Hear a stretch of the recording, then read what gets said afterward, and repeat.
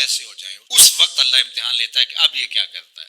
میرے پاس مال و دولت کی فراوانی ہے، خزانے بھرے ہوئے، اور میرے پورے محلے کا بل ان کی استطاعت سے زیادہ آ گیا، وہ بیچارے بل دیں یا بچوں کا دودھ خریدیں۔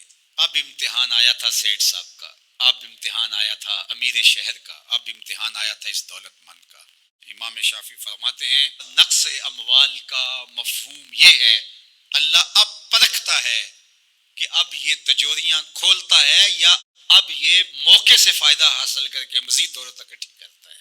جب دولت اوپر سے بھی آ رہی ہو اور بندہ آگے بھی خرچ کر رہا ہو، وہ امتحان نہیں ہوتا، اس لیے کہ اوپر سے بھی آ رہی ہوتی ہے اور بندہ آگے سے بھی خرچ کر رہا ہوتا ہے۔ جب دروازے اوپر سے بند ہو جائیں، حالات اس طرح کے ہو جائیں، اب اگر وہ خرچ کرے گا تو اب نقص اموال کا اندیشہ ہے۔ تو کہا یہ تھا امتحان، اللہ دیکھتا ہے کہ اس امتحان میں کون پورا نکلتا ہے۔ یہ اللہ آزماتا ہے، اس وقت آزمائش ہے امیروں کی، غریبوں کی تو ہے ہی ہے۔ غریب تو بیچارے مر گئے ہیں، ان کے پاس ہی کچھ نہیں رہا، ان کی تو زندگی زہرناک ہو گئی ہے، وہ تو جس حالت میں ہیں الیاذ باللہ۔ لیکن اس سے بڑا امتحان امراء کا ہے، اہل ثروت کا ہے۔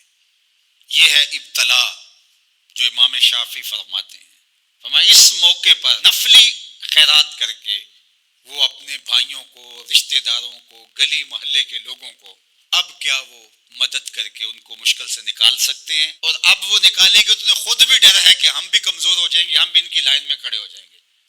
اللہ فرماتا ہے یہی تو ہم نے تم سے امتحان لینا تھا، اور اگر تم امتحان دے دیتے، کامیاب ہو جاتے، تمہیں اس لائن میں نہ آنے دیتے، ان کو بھی اٹھا کے اللہ اوپر کر دیتا۔